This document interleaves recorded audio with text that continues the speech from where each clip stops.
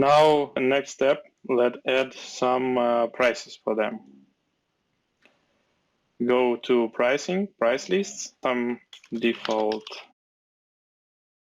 price list.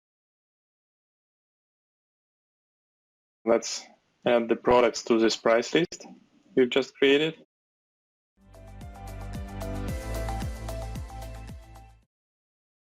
And let's add some price to them.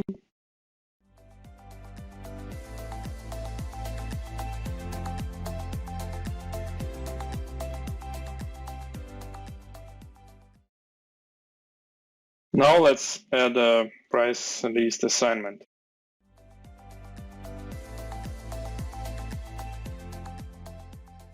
Select the catalog we've just created. So it will be the default prices for all customers.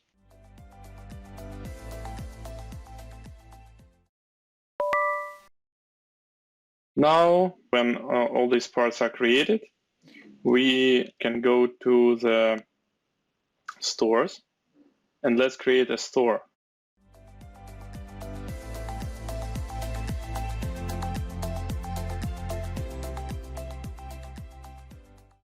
Let's select the catalog we created.